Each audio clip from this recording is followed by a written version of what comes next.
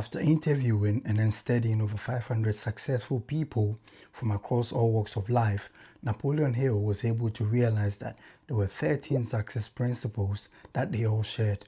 And so in this book review, we'll be looking at Think and Grow Rich, written by Napoleon Hill. Without further ado, let's just move to the first point, which is desire. The first principle that Napoleon Hill talks about in his book Think and Grow Rich is the principle of a strong desire. So he believes that anytime you set a goal, you need to have a strong desire backing that goal, and that would eventually make you successful in the attainment of your goal. He goes on to state that just as a small amount of fire does produce a small amount of heat, even so does a small amount of desire also produce a small amount of achievement insofar as your goals is concerned. And so what you need to know is that anytime you set a goal, try as much as possible and then convince yourself beyond reasonable doubt. Back it up with a strong desire, and he believes that that is a prerequisite condition for you to become successful in the attainment of that goal. This brings us to the second principle, which is the principle of applied faith. Napoleon Hill believes that faith is the substance of things hoped for and the evidence of things not seen. So anytime that you set a goal, and then of course you build that desire to pursue that goal, what you need to do is that you need to back up that desire with a strong faith, by convincing yourself that come what may, you still persist through all the storms and then eventually pursue your goals, irrespective of whatever you've been through or whatever you're likely to go through. He goes on to say that in order for you to fuel that faith, you need to exercise the power of your subconscious mind, which we'll be talking about in subsequent principles. The third principle is the principle of autosuggestion. Now, what that simply means is that Napoleon Hill believes that the mind is made up of two parts. That is one, the conscious part, and the subconscious part. The conscious part of the mind is a part of the mind that is responsible for thinking and interpreting our interactions with the outside world. However, the subconscious mind is a part of the mind that stores memories and experiences in the past. And of course, it is responsible for our happiness and any other emotions that are necessary in the pursuit of our goals. So what he says simply is that you need to feed the part of the mind that is responsible for your emotions, simply because human beings are emotional beings. So we think emotionally first, act, and then subsequently we find logical reasons to back our actions and inactions. So in order for you to fuel that subconscious part of your mind, which is the most powerful part of your mind, you need to shut out any noise coming from the outside. So people trying to tell you or to talk you out of your goals, trying to tell you how challenging it will be for you to accept and to attain that goals. What you need to know is that you are solely responsible for your goals. Napoleon Hill believes that in order for you to become successful, you need to shut your ears to anyone trying to sow any negative seeds of discord into your soul, which would eventually have a negative effect on you when it comes to the pursuit of your goals. So try and convince yourself. Use positive affirmative words in convincing yourself that come what may, you'll still be able to go on, pursue your goals, and become successful. This brings us to the fourth principle, which is the principle of specialized knowledge. So what Napoleon Hill believes is that a jack of all trades eventually becomes a master of none. Instead, what you need to do is that you need to focus on a particular sector of the economy. For example, in my case, it is finance or insurance. Or in other cases, I would say finance and insurance. So that is my focus. Anything finance, anything insurance, that is what I'm focusing on. I can't focus on football and still expect myself to, have full focus on finance and then have full focus on psychology and all that. He believes that if you occupy your mind with all these numerous tasks, eventually you become good at nothing. Instead, what you need to know is that you need to focus on something and then channel all your energy, all your efforts into attaining knowledge and specializing that knowledge, focusing it on that specific goal that would eventually help you to become successful in life. He believes that all the men that he interviewed and he studied, for example, like Henry Ford, didn't even have any basic formal education. What he did instead was he surrounded himself with people that fed him constant information about how he can break out and then become successful in the automotive industry. So what you need to know is that you need to focus on a particular sector. You need to focus on a particular goal and then channel all your energy, channel all your knowledge, all your education and the skill set into pursuing that particular goal that you set. And he believes that you become successful at the end of the day. This brings us to the fifth principle, which is my favorite of all, which is the power of imagination. Now, Napoleon Hill says that whatever the mind can conceive and believe, it can achieve. So in exercising the power of your imagination, what you need to know is that the constant things that you see around you, the current things that you see, is not your limitation and shouldn't in any way become a limitation. What he believes is that you need to look beyond what is visible. And in other words, he says that when God was creating the earth, God called those things which were not as though they were, which means that God, first of all, conceived those things in his mind's eye, which made it easier for him to call those things. So he called the trees, and even with the creation of man, he referred to something within his cognitive ability before bringing it into existence. Think about all the things around you. The phone that you're using, that you're probably watching this video on, was conceived, first of all, within someone else's mind. People designed it, designed by Apple in California and then built in China.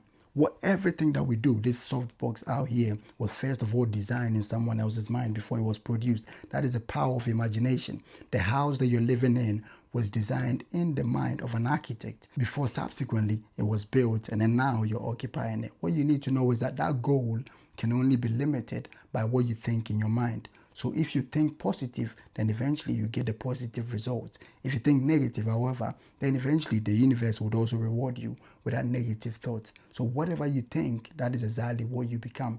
And that is in consonance with the title of the book, which is Think and Grow Rich. I love this so much. This brings us to the sixth point, which is decision. Napoleon Hill believes that all the men and the women, successful people that he interviewed and studied over a period of 20 years had one thing in common, and that was their ability to make prompt and timely decisions. And then eventually, they are very slow in changing those decisions over time. And it's very difficult, in our modern day and age, to make a decision to stick with one thing for a very long time. Let's take, for example, Warren Buffett. Warren Buffett has been investing since he was 11, and it's very difficult for you to convince Warren Buffett to put money into portfolios or into companies that he's got no knowledge or no specialization in. And so that is what you need to know, that anytime that you set your mind to achieve any goal, what you need to know is that you have to be decisive, and more importantly, anytime that you make that decision, try as much as possible and stick with that decision long enough for you to see the results thereof. This brings us to the seventh point, which is persistence. Napoleon Hill believes that in order for any man or woman to become successful in life, they have to be persistent. So he goes on to cite the example that Thomas Edison, in the innovation of the electric bulb, actually had to try 10,000 times, which means he found 10,000 ways that didn't work until finally he was able to innovate. And today we've got light bulbs and everything working, which has made it much more easier, and it's made human beings much more effective and efficient in the discharge of our responsibilities and our duties. And what you need to know is that it is very difficult in our modern day and age to stick around long enough to see the results of our inputs. However, Napoleon Hill believes that in order for you to become successful, in order for you to attain that goal, you need to try as much as possible and stay consistent, and then sail through all the challenges and the tempests. And he believes if you're able to do that, then eventually success surely awaits you. This brings us to the eighth principle, which is the principle of having an enthusiastic support. Napoleon Hill believes that in order for anyone to achieve greater heights or become successful, they need to have the support or the backing of a partner. Now, in my case, I'll use myself as an example. When I wanted to start this YouTube channel, I got all the gear like a couple of years ago, like 2 years ago. And it wasn't until just this January that I had a conversation with my wife one morning. And then she was asking, why do you have all these things and yet still you don't use them? She was the one that did push me. And even till this day, she's the one still motivating me, making sure that I get to record, edit, and then post videos and everything. In order for any man to become successful or any woman to become successful, Napoleon Hill believes that you need to find the right partner, and that support from that partner will propel you into the attainment of that goal. Mind you, it's not only with marriage or with dating or friendship or anything. You can equally find the right business partner, just as Warren Buffett says that the best decision you can make throughout your entire life is finding the right partner. Well, he was lucky to find Charlie Munger as a business partner, and they've gone on to amass huge sums of money. Now, Berkshire Hathaway has in its cash pile over $200 billion worth of cash, And that is mind-blowing. But that proves to you that if you're able to find the right partner and go through life with them, whether business or whether spouse, it eventually makes you successful. And that is enough reason for you to try as much as possible and choose your circle wisely. The ninth principle is the principle of organized planning. So Napoleon Hill believes that it's not enough for you to have goals. You need to come up with actionable plans as to how to achieve those goals. And this is where I chip in excerpts from James Clear's Atomic Habit. James Clear believes that in order for anyone to become successful in learning new skills or new habits, you need to focus on the processes and the systems in place for you to achieve that goal. So you need to focus on what you need to do in order for you to get to the goal, and not necessarily what goal you have to achieve. He believes that if you're able to sit down and then action out a plan, try and then detail out all the skills and everything that you're likely to possess and likely to execute with in order to attain your goals, you're 10 times more likely to achieve your goals at the end of the day. This brings us to the 10th principle, which is the principle of the mastermind alliance. So what Napoleon Hill believes is that in order for any man to become successful, you need to form an alliance. That simply means that you need to find people that are more skilled or much more educated or much more talented in a particular field, and you need to fall on their expertise or their skill set or their talent in order for you to reach your goal. And rich people are very, very cunning when it comes to this. You can take, for example, Elon Musk. Elon Musk himself is not an engineer. However, he's recruited one of the best engineers in the world. He recruited several engineers also from NASA, and they are the people helping him to launch SpaceX spaceships into space. And that has really made him much more effective and much more efficient. Anytime that you set yourself out to achieve a goal, what you need to know is that you need to fall on the experience and the expertise of other people. Experts are everywhere. You can count on their ability to give you the best of advice and to give you the best direction in order for you to attain your goals. You don't have to go out there struggling and hustling and bustling just to reach those goals. You need to be effective and efficient, and that can only be attained by leveraging other people's experience, their talent, and their exposure in order for you to become successful.